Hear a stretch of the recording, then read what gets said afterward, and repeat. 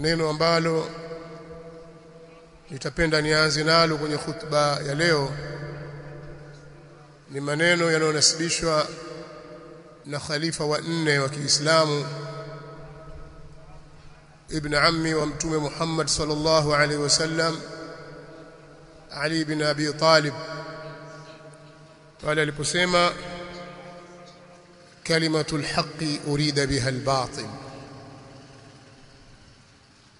Hayo ni maneno ya kweli, maneno ya haki yanayotumiwa kwa makusudio maovu. Kisoma katika vitabu vya historia ya Kiislamu,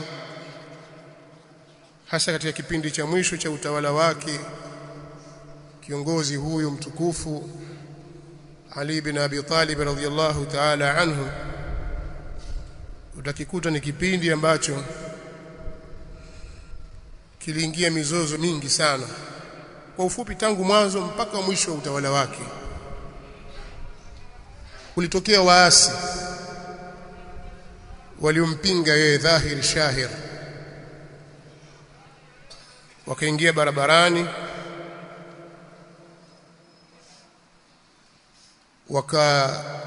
wakazidhibiti njia wakiwa wamejihami kwa silaha na kufanya uharibifu wa mali, bali walifikia kuwaua watu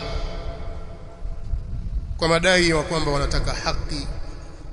Haki yenyewe ni kuhukumiwa kwa kitabu cha Allah subhanahu wa ta'ala, na nembo yao kubwa na kauli yao mbiu ilikuwa la hukma illa lillah, sisi hatutaki hukumu nyingine yoyote isipokuwa hukumu ya Allah. Kauli hii ikawa imewashawishi na kuwadanganya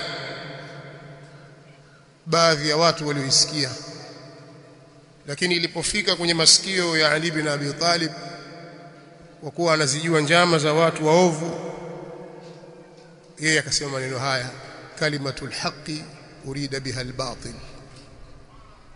Haya ni maneno ya kweli, maneno ya haki, lakini yametumiwa kwa makusudio maovu. Hawa lengo lao ni kutaka kuugawa umma na kuligawa taifa la Kiislamu kwa kufanya uasi wa kumuasi kiongozi mkuu, na mwisho yote ni kumpindua ili watawale wao. Lakini sasa hawana njia ya kufika huko, kwa lazima watumie maneno yatakaowachochea watu kuamini kwamba walichokisimamia ni haki.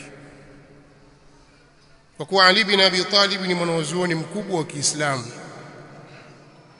ni mwanafunzi mkubwa katika wanafunzi wa Mtume Muhammad sallallahu alaihi wasallam,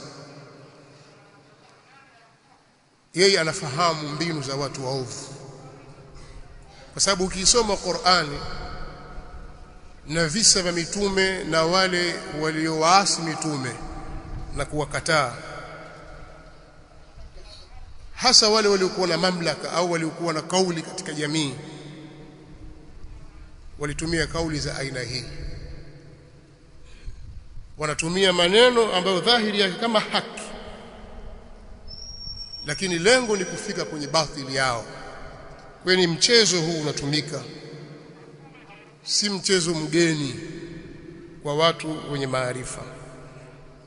Na sisi Waislamu walillahi alhamdu, kwa mwongozo wetu ni Qur'an, maarifa hayo wengi wetu tunayo. Watu wanapoleta maneno yao na misemo yao, ni rahisi sisi kuangamua na kujua hapa pana malengo mabaya yaliyofunikwa na maneno mazuri.